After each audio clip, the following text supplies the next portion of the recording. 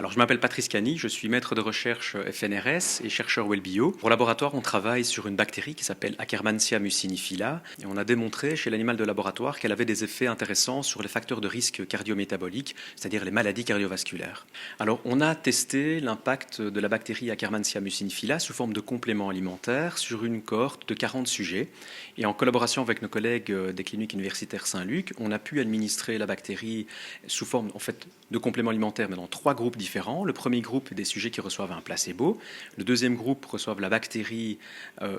sous forme vivante et le troisième groupe sous forme pasteurisée. Et la forme pasteurisée, on avait déjà découvert chez l'animal de laboratoire qu'elle était plus efficace. Alors en dépit du fait que cette bactérie est présente de manière naturelle dans l'intestin, comme elle est moins présente chez les sujets qui présentent des facteurs de risque de maladie cardiovasculaire, l'idée ici était de tester si, en supplémentant avec ce complément alimentaire, on avait d'abord un profil de sécurité correct, puisque c'était la première administration chez l'homme, et 2, est-ce qu'on observe des effets potentiellement intéressants sur la santé? Et on a pu démontrer que l'administration pendant 3 mois de cette bactérie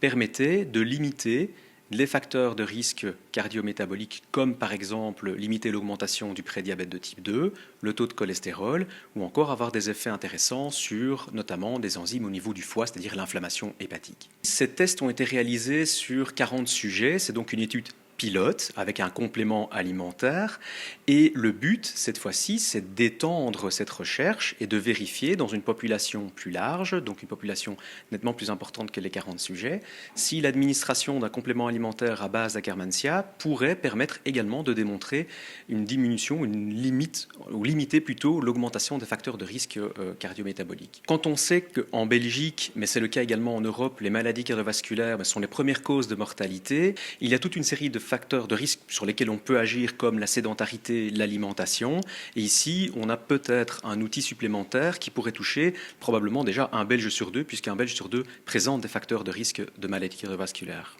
Ce travail est le fruit d'une collaboration qui a lieu avec différentes institutions, la KU Leuven, les cliniques universitaires Saint-Luc et le service d'endocrinologie et nutrition, mais également au niveau international, l'université de Wageningen avec le professeur Willem de Vos, qui n'est autre en fait que le papa d'Akkermansia, avec qui je travaille maintenant depuis plus de 12 ans.